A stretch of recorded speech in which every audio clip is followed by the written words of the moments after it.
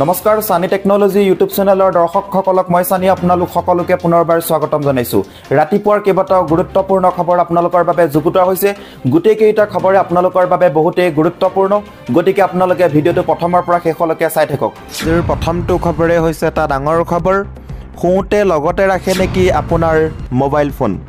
মোবাইলত ৰেডিয়েশ্যনৰ ফলত হ'ব পাৰে আপোনাৰ ভয়ংকৰ ঘটনা বা ভয়ংকৰ বেমাৰ।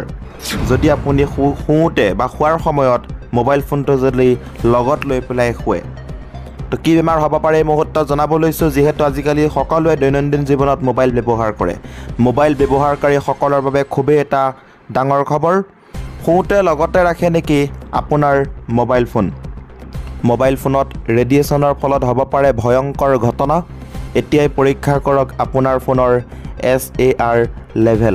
SAR লেভেল আপুনি পৰীক্ষা কৰিব পাৰিব আপোনাৰ নিজৰ মোবাইল ফোনত। আপুনি আপোনাৰ ডাইল পেডত টাইপ কৰক *#07# আপুনি ডাইল কৰক। ডাইল কৰাৰ লগে লগে আপুনি মোবাইলটোত চেক কৰিবলৈ পাৰিব SAR ভেলু।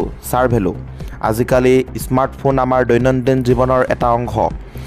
সকলোৱে স্মাৰ্টফোন দৈনন্দিন জীৱনত ব্যৱহাৰ কৰে। আপোনাৰ মোবাইল ডিভাইচৰ পৰা ওলোৱা ৰেডিয়েশ্যনে মাতিব পাৰে ভয়ংকৰ বিপদ, বেমাৰ, ডাঙৰ বেমাৰ মোবাইল ফোনৰ পৰা হয়। মোবাইল ফোনৰ পৰা যি ৰেডিয়েশ্যন ওলায়, সেই ৰেডিয়েশ্যনৰ পৰাই মানুহৰ ডাঙৰ বেমাৰ আজিকালি হ'বলৈ ধৰিছে, বৃদ্ধি পাইছে। গতিকে আপোনাৰ মোবাইলটোৱে কিমান ৰেডিয়েশ্যন দি আছে আপুনি চেক কৰিবলৈ পাৰিব। সতৰ্ক হওক মোবাইল অনবৰত লগত ৰাখোঁতে। আমাৰ ভৰিৰ তলৰ মাটি, শিলৰ পৰা আকাশৰ সূৰ্যৰ ৰশ্মিলৈ সকলোৰে প্ৰভাৱ পৰে মোবাইলত। টেলিভিছন, ৰেডিঅ' আৰু মোবাইলৰ কাষত বৃদ্ধি পায় ৰেডিয়েশ্যন। মোবাইল টাৱাৰ, TV টাৱাৰৰ কাষত ভয়ংকৰ হৈ পৰে মোবাইল। যেতিয়া আপুনি মোবাইল টাৱাৰৰ ওচৰত থাকে বা TV টাৱাৰৰ ওচৰত থাকে, তেতিয়া মোবাইলটোৱে বেছি ৰেডিয়েশ্যন বৃদ্ধি কৰে। ৰেডিঅ' তৰংগ, মাইক্ৰৱেভ, ইনফ্ৰাৰেড পোহৰকে ধৰি বিদ্যুৎ চুম্বকীয় বিকিৰণ অধিক ভয়ংকৰ। অতি বেঙুনীয়া পোহৰ, সূক্ষ্ম তৰংগ, এক্স-ৰে, গামা ৰশ্মি, আয়নিক বিকিৰণে ৰোগ আৰু মৃত্যুৰ কাৰণ হ'ব পাৰে। *#07# ডাইল কৰি এতিয়াই পৰীক্ষা কৰক আপোনাৰ ফোনৰ SAR লেভেল। আপুনি এতিয়াই ফোনত ডাইল কৰক *07# ডাইল কৰি আপুনি চেক কৰিবলৈ পাৰিব। আপোনাৰ স্ক্ৰীণত লগে আহিব তথ্য। চেক কৰক কিমান আহিছে SAR ভেলু। আপোনাৰ যদি এই ডাইল কোডটো মৰাৰ পিছত 1.6 ৱাট কেজিতকৈ অধিক হ'লে মাৰাত্মক হ'ব পাৰে। আপোনাৰ মোবাইলটোৱে বেছিকৈ ৰেডিয়েশ্যন ক্ৰিয়েট কৰি আছে। 1.6তকৈ যদি বেছি আহে, যদি 1.5 থাকে, 1.4 থাকে, 1.3 থাকে, তেনেহ'লে চিন্তা কৰিবলগীয়া একো নাই। মোবাইলটোৱে ৰেডিয়েশ্যন খুব কম কৰে, কিন্তু ক্ষতিকাৰক নহয়। যদি 1.6তকৈ বেছি হয়, তেনেহ'লে ই মাৰাত্মক, ক্ষতিকাৰক, আপোনাৰ ডাঙৰ বেমাৰ হ'ব পাৰে। অতি সোনকালে আপুনি মোবাইলটো চেঞ্জ কৰিব যদি 1.6তকৈ বেছি থাকে। গতিকে এতিয়া আপোনালোকে চেক কৰক। 2 নম্বৰ খবৰটি হৈছে মহাবিদ্যালয় বিশ্ববিদ্যালয়লৈ চৰকাৰী ধন। আজি ৰাজ্য চৰকাৰে মহাবিদ্যালয় বিশ্ববিদ্যালয়সমূহক কৰিব ধন বিতৰণ। বিনামূলীয়া নামভৰ্তিৰ ধন বিতৰণ কৰিব ৰাজ্য চৰকাৰৰ শিক্ষা বিভাগে। প্ৰজ্ঞান ভাৰতী আঁচনিৰ অধীনত লাভ কৰিব এই ধনৰাশি। ৰাজ্যৰ মুখ্যমন্ত্ৰীৰ উপস্থিতিত প্ৰদান কৰা হ'ব ধনৰাশি। দিছপুৰৰ লোকসেৱা ভৱনত অনুষ্ঠিত হ'ব ধন বিতৰণ অনুষ্ঠান। 349খন মহাবিদ্যালয় আৰু বিশ্ববিদ্যালয়ক প্ৰদান কৰিব ধন। তাৰ লগতে আদায় দিবলগীয়া মুঠ ধনৰাশি 68.44 কোটি টকা। এই আঁচনিৰ দ্বাৰা উপকৃত হ'ব মুঠ 94,838 গৰাকী ছাত্ৰ-ছাত্ৰী। 3 নম্বৰ খবৰটি হৈছে গুজৰাটত পৰাস্ত হ'ব বিজেপি, জয়ী হ'ব কংগ্ৰেছ। এইবাৰ গুজৰাট দখল কৰাৰ লক্ষ্য কংগ্ৰেছ চৰকাৰৰ। গুজৰাটত কংগ্ৰেছৰ সন্মুখত ধৰাশায়ী হ'ব বিজেপি। জনতাক এই কথা লিখি ৰাখিবলৈ ক'লে ৰাহুল গান্ধীয়ে।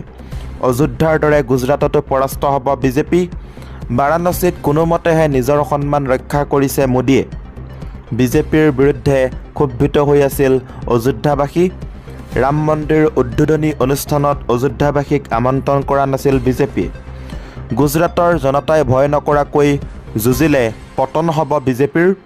এইবাৰ গুজৰাট দখল কৰাৰ লক্ষ্য কংগ্ৰেছৰ। গুজৰাটত কংগ্ৰেছৰ সন্মুখত ধৰাশায়ী হ'ব বিজেপি। ৰাহুল গান্ধীয়ে লিখি ৰাখিবলৈ দিছে যে গুজৰাটবাসীয়ে কংগ্ৰেছ দলক জয়ী কৰাব।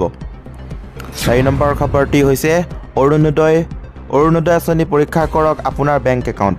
আজি লাখ লাখ একাউণ্টত সোমাব চৰকাৰী ধন, কোনে কোনে লাভ কৰিব ধনৰাশি। অৰুণোদয় আঁচনিৰ লাখ লাখ হিতাধিকাৰীৰ একাউণ্টত জমা হ'ব 1250 টকাকৈ। বৃদ্ধ পেঞ্চন আঁচনিৰো ধন সোমাব একাউণ্টত, বিধৱা পেঞ্চন আঁচনিৰো ধন জমা হ'ব একাউণ্টত।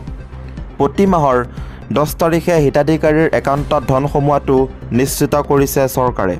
আজি লাখ লাখ লোকৰ একাউণ্টত সোমাব চৰকাৰী ধন, কোনে কোনে লাভ কৰিব ধনৰাশি। 6 নম্বৰ খবৰটি হৈছে বানত বিধ্বস্ত অসম আৰু 7জন লোকৰ মৃত্যু। এতিয়াও 17 লাখৰো অধিক লোক ক্ষতিগ্ৰস্ত হৈছে। ৰাজ্যৰ বান পৰিস্থিতি ভয়াৱহ হৈ আছে। মঙলবাৰে আৰু 7জন লোকৰ মৃত্যু হোৱাৰ খবৰ প্ৰকাশ পাইছে।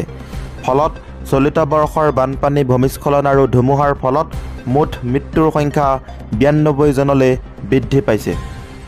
অসম ৰাজ্যিক দুৰ্যোগ ব্যৱস্থাপনা কৰ্তৃপক্ষৰ ASDM-ৰ তথ্য অনুসৰি ক্ষতিগ্ৰস্ত লোকৰ সংখ্যা 17.7 লাখলৈ হ্ৰাস পোৱাৰ পাছতো পৰিস্থিতি সংকটজনক হৈ আছে। দুৰ্যোগ ব্যৱস্থাপনা কৰ্তৃপক্ষৰ বুলেটিন অনুসৰি শেহতীয়াকৈ অসমৰ কাছাৰ, ধুবুৰী, ধেমাজি, দক্ষিণ শালমৰা, নগাঁও আৰু শিৱসাগৰ জিলাত মুঠ 7জন লোকৰ মৃত্যু হৈছে। কেৱল বানতে 79জন লোকৰ প্ৰাণ হেৰুৱাইছে। বাকীসকল লোকৰ মৃত্যু ভূমিস্খলন আৰু ধুমুহাৰ ফলত হৈছে। বানপানীৰ প্ৰভাৱ কিছু হ্ৰাস পাইছে। 26খন জিলাত 1,07,17,599 জন লোক ক্ষতিগ্ৰস্ত হৈছে বুলি বৰ্তমান সময়লৈকে জানিব পৰা গৈছে। যোৱা শুকুৰবাৰে তথ্য অনুসৰি 27খন জিলাত 1,08,80,700 লোক ক্ষতিগ্ৰস্ত হৈছিল। অৱশ্যে সোমবাৰে 49,014.6 হেক্টৰ শস্যভূমিৰ তুলনাত এতিয়াও 38,870.3 হেক্টৰ শস্যভূমিৰ ডুব গৈ আছে।